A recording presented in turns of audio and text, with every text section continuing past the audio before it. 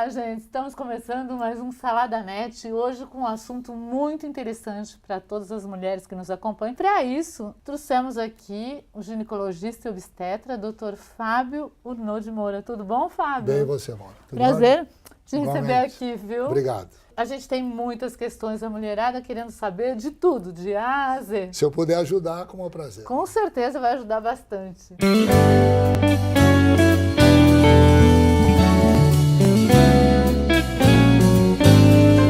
que é a endometriose?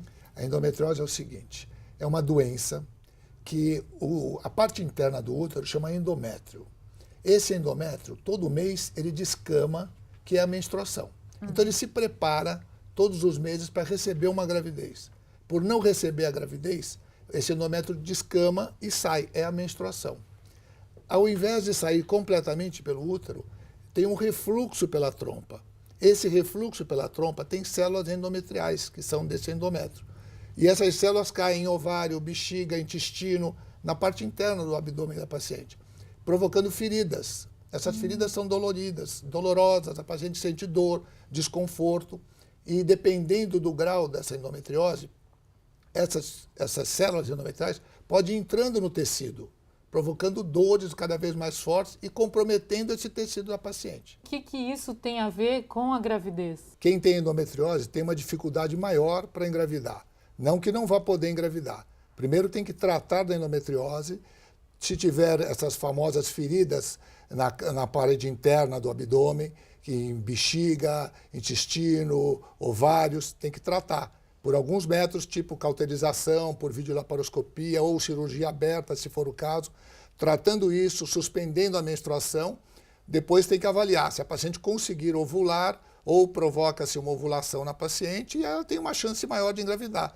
Mesmo se não seja de uma maneira natural, ela pode fazer a famosa fertilização, porque retira-se o óvulo da paciente, fecunda-se, depois coloca, e ela vai ter uma gravidez sem nenhum tipo de problema, desde que faça toda essa preparação com fertilização. Tem outras preocupações também, ainda com relação à gravidez, sobre o ovário policístico. Quais são as possibilidades de melhorar o ovário policístico? São grandes. Uma paciente com ovário policístico, ela pode estar não ovulando ou pode até ovular.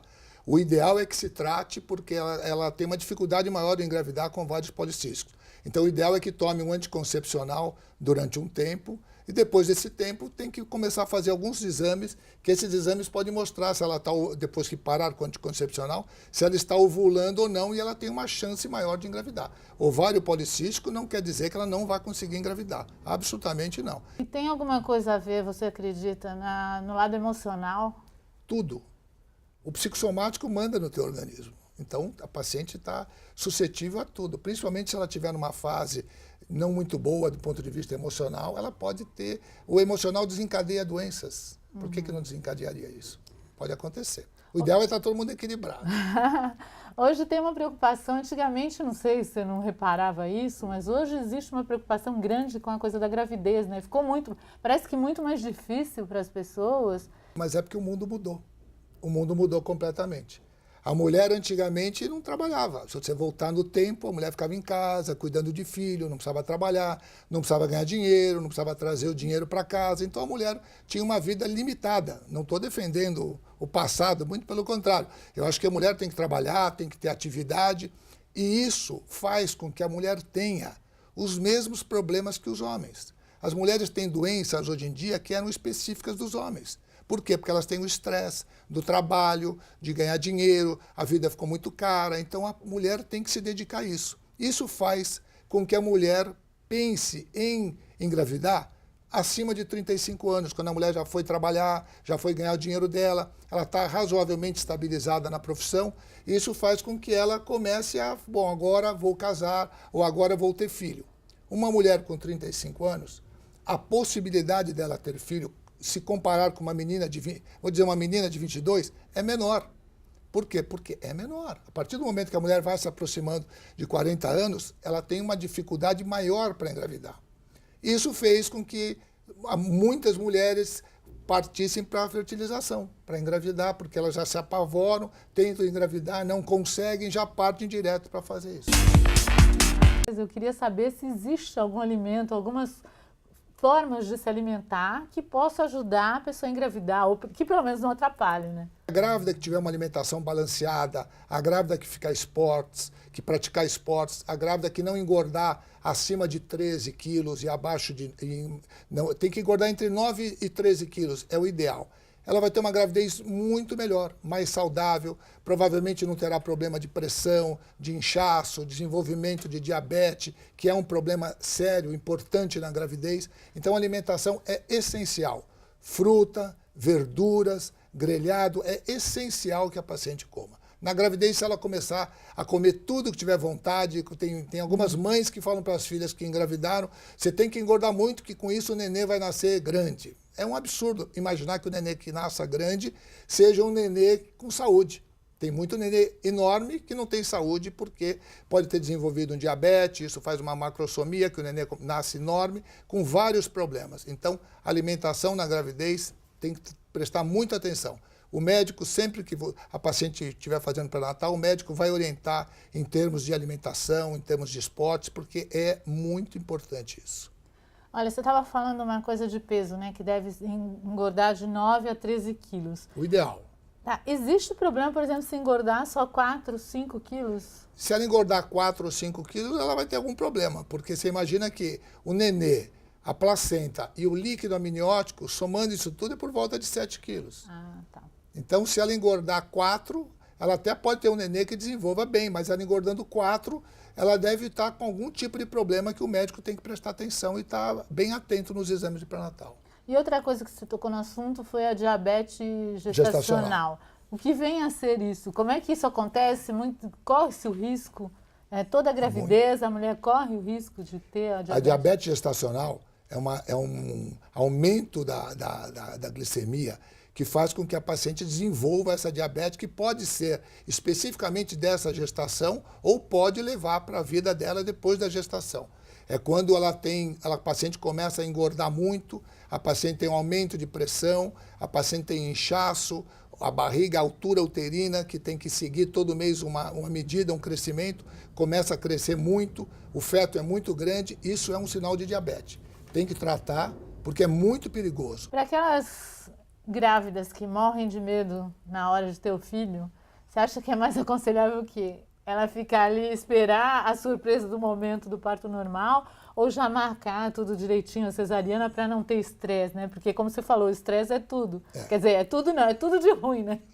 Então... Eu prefiro não marcar a cesariana, mas eu não posso negar que no meu consultório acontece da paciente falar, eu não quero parto normal. Eu passo 9 meses tentando convencê-la, chega no final, ela não se sente completamente à vontade para fazer parto normal e eu tenho que optar pela cesariana. Mas eu digo para a paciente, como aconteceu recentemente, falei, estou fazendo a cesariana porque você está pedindo, não tem motivo absolutamente nenhum. Acontece a paciente ter medo, mas eu acho que o médico tem a obrigação de tentar acalmá-la, tentar explicar, para tentar convencê-la e fazer com que ela se sinta segura para um parto normal. Mas eu entendo que acontece, que a paciente muitas vezes se sente insegura. Mas confie no seu médico. O importante é você confiar no seu médico, porque ele com certeza vai saber qual é o melhor caminho para você.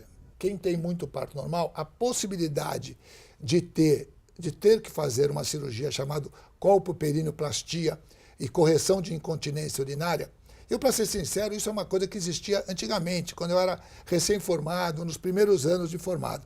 Depois, com anestesia que a gente faz no parto, a maneira com que é feito, a maneira com que se sutura, eu conto nos dedos as pacientes que eu já fiz colpoperinoplastia, em que tenham nascido de parto normal, não tenha sido comigo, com qualquer outro médico da minha geração para cá. Não é uma geração muito velha, mas é uma geração que tem alguma experiência nisso. Então, não é comum, hoje em dia, se fazer colpoperinoplastia, que é essa correção do períneo pela incontinência urinária que a paciente se sente por fazer parto normal. Que também, se voltar no tempo, antigamente as mulheres tinham muitos filhos. A minha mãe teve 8 filhos, todos parto normal. Nunca ela teve nenhum tipo de problema, mas poderia ter tido. E as pacientes que tiveram muitos filhos, provavelmente não tinham um tipo de anestesia que se faz hoje, os cuidados eram diferentes, e então a paciente correu esse risco. Então, no passado, se fazia muito essa cirurgia. Hoje não se faz tanto por essa técnica diferente.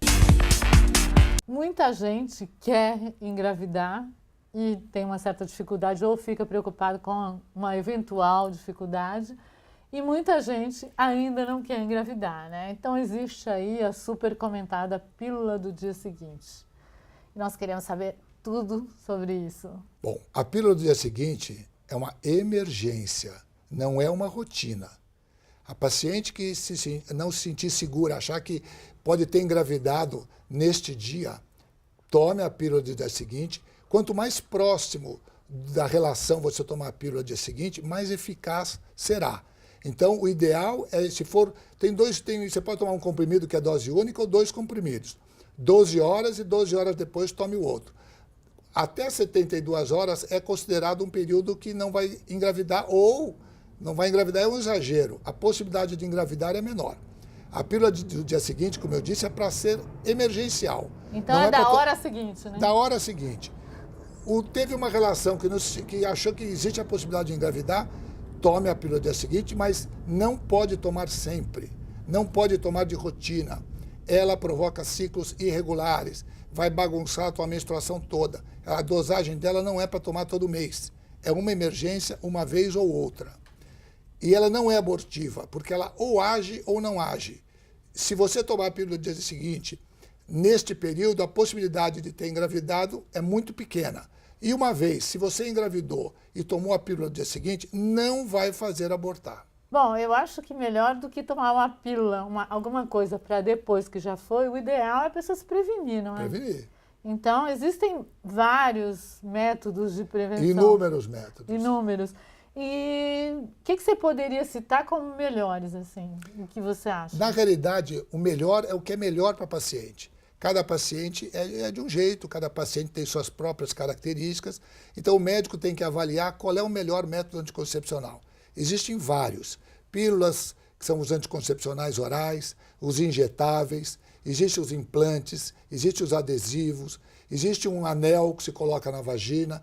Tudo isso é um método anticoncepcional. Existem os DIUs não hormonais, só que tem que ver o que é melhor para a paciente. Qual é a característica dela? Se ela já engravidou, se ela não engravidou, se ela tem varizes, se ela tem pressão alta, se ela tem diabetes, se ela tem contraindicação para hormônio. Tem que avaliar. Cada pessoa é de um jeito. A única coisa que não faça é tabelinha, porque tabelinha é ruim para vocês e é bom para o médico, principalmente para o obstetra, porque a tabelinha é o ganha-pão do obstetra. Quem faz tabelinha, engravida. E nós queremos que todo mundo engravide.